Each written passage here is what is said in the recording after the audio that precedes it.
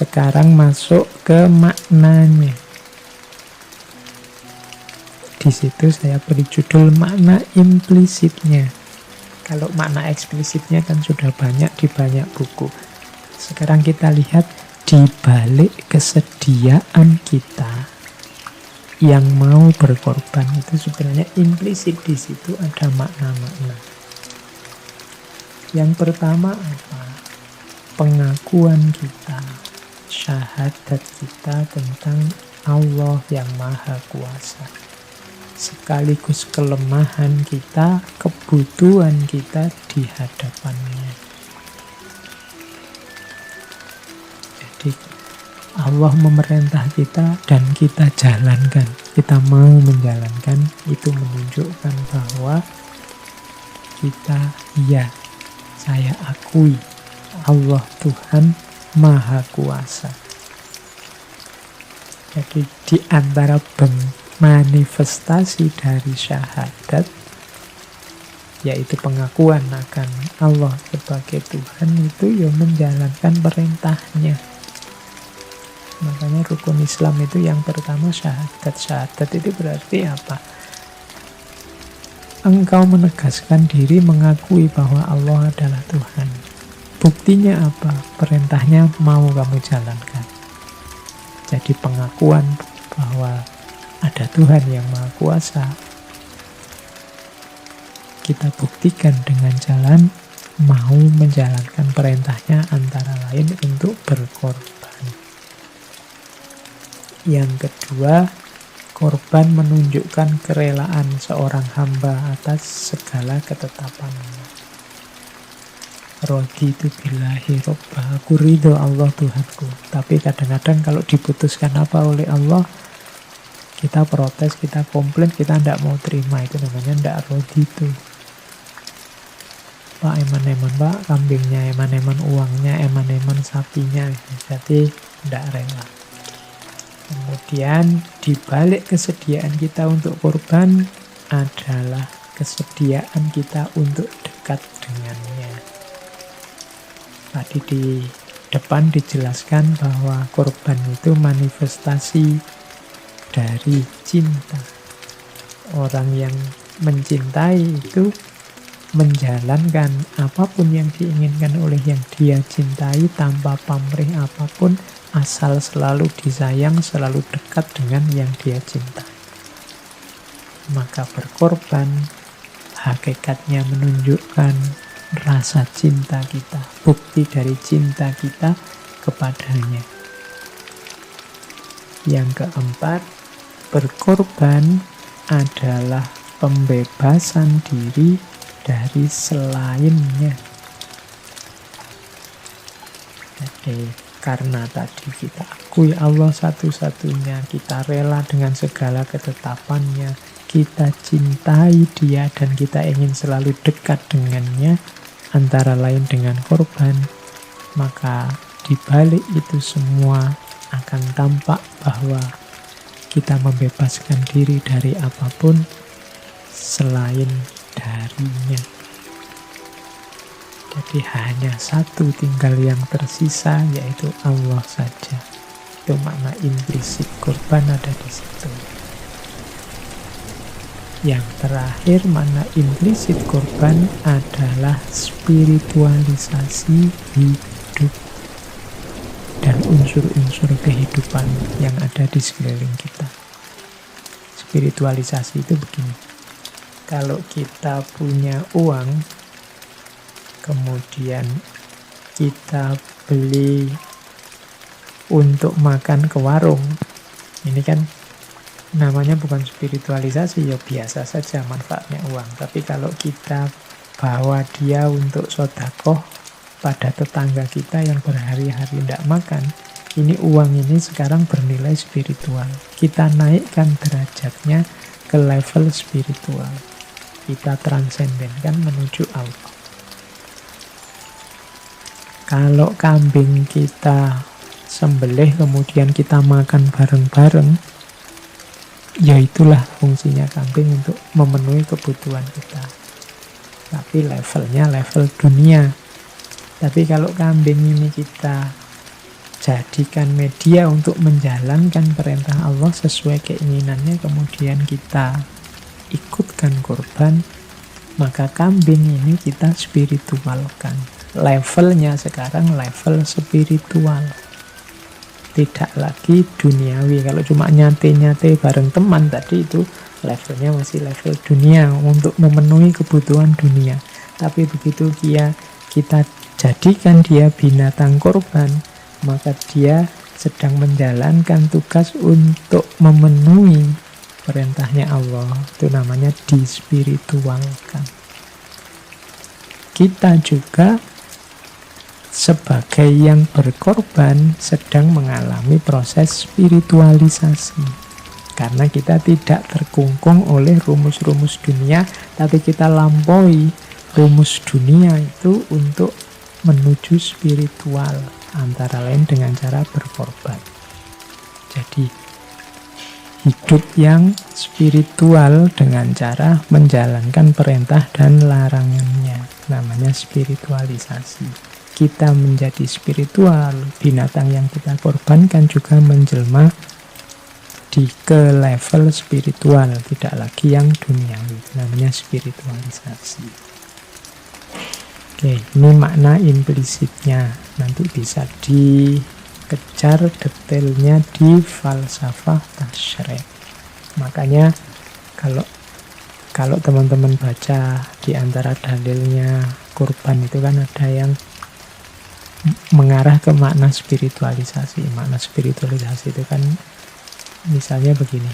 Layana lallaha luhumuha wala dima'uha walakin yanaluhut taqwa minkum. Jangan dilihat dagingnya atau darahnya, karena bukan daging dan darah itu yang sampai pada Allah, tapi yang diperoleh adalah takwanya. Yang sampai pada Allah adalah ketakwaannya. Ini namanya mengalami proses spiritualisasi. Hakikatnya cuma ngedum daging, tapi jangan dilihat dagingnya. Di balik itu ada makna ketakwaan dan spiritualitas. Jadi itu makna-makna implisit dari kurban. Terus saya bawa di kajian kita malam hari ini waktunya nyampe enggak ya? Saya bawa 2 kisah inspiratif tentang kurban. Sebenarnya ingin saya loncati karena teman-teman pasti sudah akrab, apalagi yang rajin ngaji, tentang kisahnya Nabi Ibrahim dan Ismail, dan yang kedua kisah Qabil dan Habil. Jadi inspirasi kurban dalam Al-Quran itu kan ilustrasinya 2 kisah ini. Kisahnya Nabi Ibrahim dan Nabi Ismail, teman-teman pasti akrab ya dengan cerita ini. Di surat As-Saffat ayat 102 sampai 107. Jadi bagaimana Ibrahim Khalilullah ini sampai usia tua belum punya putra, kemudian dianugerahi putra yang luar biasa oleh Allah, malah ada perintah untuk menyembelihnya. Meskipun nanti ada kontroversi di kalangan para mufasir muslim, ada yang bilang yang disembelih itu Ismail, ada yang bilang Ishak. Kalau di Bible Ishak, tapi mayoritas kalau dalam tradisi Islam itu Ismail. Kalau dalam Al-Quran tidak disebut definitif. Kalau di situ disebut falamma balagho ma'ahus sa'ya qala ya bunayya inni ara fil manami anni adzbahuka fanzur madza tara. Ketika balagho ma'ahus sa'ya, ketika usianya sudah dewasa, sudah bisa diajak bekerja, terus Nabi Ibrahim ini mengalami mimpi menyembelih anaknya. Kemudian kalau di tafsir-tafsir itu sampai berulang sampai 3 kali mimpi ini. Terus oleh Nabi Ibrahim disimpulkan, wah ini jangan-jangan perintahnya Allah ini. Kola ya abatif al-matu'mar. Ketika anaknya ditanya, Nabi Ismail ditanya, wahai Ismail, aku bermimpi menyembelihmu. Terus gimana enaknya? Pendapatmu gimana? Kalau kesimpulanku sih, mungkin saya pakai bahasa mudahnya ya. Ini adalah perintah Allah, kesimpulanku begitu. Terus Ismail, ya abatif al-matu'mar, wahai ayahku, lakukan yang diperintahkan padamu, satajiduni insya'allahu minasyolihin.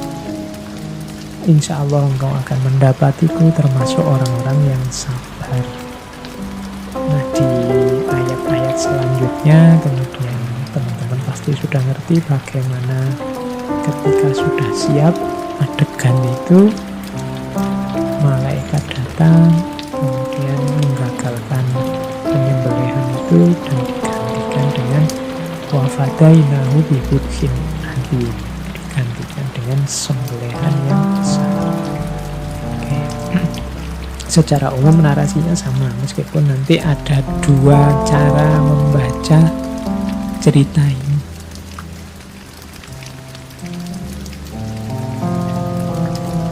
Yang pertama, cara membaca yang populer kita kenal bahwa itulah menunjukkan ketaatannya seorang Ibrahim dan Ismail, kepatuhannya pada Allah.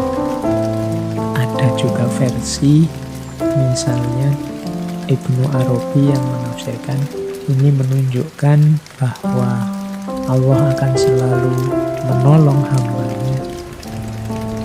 Kalau di Ibnu Arabi ada sedikit beda tafsir. Kalau di Ibnu Arabi itu, kalau di kebanyakan kita kan Nabi Ibrahim itu yakin benar bahwa itu perintahnya Allah. Tapi dari ayat Qad shaddaqtar ru'ya itu di tafsirnya Ibnu Arabi, sebenarnya menyembelih anak sebagai perintah Allah itu takwilnya Nabi Ibrahim. Ya, Nabi Ibrahim memang mimpi menyembelih Ismail. Kemudian mimpi itu dimaknai oleh Nabi Ibrahim letterlek bahwa dia harus menyembelih Ismail. Ibnu Arabi menganalogikan dengan ceritanya Nabi Yusuf. Kalau Nabi Yusuf itu kan mimpi ditakwil berbeda. Mimpi itu hanya isyarat, makna aslinya harus dikejar lagi. Kalau di sini Nabi Ibrahim memaknainya letterlek. Nah, cuma akhirnya tetap happy ending. Kenapa? Inna kadzalika natsil muhsinin. Karena Ibrahim ini orang baik. Itu kan kalimatnya qad shaddaqtar ru'ya, yaitu wahai Ibrahim, wa nadainahu ayya Ibrahim. Jadi dan kami memanggilnya wahai Ibrahim, qad shaddaqtar ru'ya, engkau membenarkan mimpi itu. Ini kan berarti yang membenarkan mimpi itu siapa? Ibrahim. Engkau mimpi menyembelih anakmu, terus wah ini perintah Allah. Dibenarkan oleh Ibrahim sendiri bahwa itu perintahnya Allah. Kemudian Ismail diminta kesediaannya untuk disembelih dan Ismail bersedia. Di Ibrahim, Nabi Ibrahim menakwil mimpi menyembelih Ismail sebagai menyembelih Ismail juga, tidak sebagai isyarat yang lain. Kalau Ibnu Arabi menjajarnya dengan ceritanya Nabi Yusuf. Nabi Yusuf kan menakwil mimpi itu sebagai isyarat untuk apa. Nah, tapi karena Nabi Ibrahim orang baik, meskipun dia memaknai mimpi sebagai apa adanya, shaddaqtar ru'ya, tapi oleh Allah diselamatkan karena wa kadzalika natsil muhsinin. Nabi Ibrahim ini orang baik. Wa fadainahu bidibhin adzim, nanti diganti oleh Allah dengan sembelihan yang agung. Ini maksudnya apa ya? Mungkin kadang-kadang kita keliru mengambil keputusan, salah menafsir, tapi tidak masalah asal diawali, diprosesi, dan diakhiri dengan kebaikan. Insya Allah Allah akan membantu kita. Itu makna jauhnya begitu. Dari kisah Nabi Ibrahim dan Ismail. Tapi dalam konteks kurban ini kita maknai bagaimana patuhnya dua orang ini terhadap perintahnya Allah, bahkan sampai harus nyawa yang dikorbankan. Yang kedua ada kisahnya dua putra Adam, Qabil dan Habil. Kalau ini modelnya memang kurban seperti yang kita lakukan, cuma dua putra ini sama-sama disuruh kurban. Yang Qabil mengorbankan tanamannya karena beliau mungkin bercocok tanam, yang Habil mengorbankan salah satu binatang ternaknya. Cuma dari dua orang putra ini hanya satu yang diterima, yaitu yang dari Habil yang berupa binatang ternak. Ini yang membuat nanti Qabil iri luar biasa. Qabil marah, kemudian mengancam saudaranya, la aqtulannak, sungguh aku akan membunuhmu. Meskipun adiknya ini kelihatannya sabar, tapi di situ ada kalimat yang menjelaskan kenapa kok korbannya Qabil tidak diterima. Innama yataqabbalullahu minal muttaqin. Allah itu hanya menerima dari orang-orang yang bertakwa. Ternyata ada prasyaratnya, tidak sekedar menyembelih dan mempersembahkan, tapi ada syarat-syaratnya. Oke, ini cerita-cerita insya Allah teman-teman sudah akrab. Saya tidak akan mengulang, di banyak referensi, tinggal dibaca. Kita masuk langsung ke ranah hikmah. Nah, kita lanjutkan. Kita masuk sekarang ke unsur destruksi. Unsur destruksi ini biasanya memang di banyak upacara pengorbanan, tidak cuma di Islam, hampir di semua agama ada ritual pengorbanan.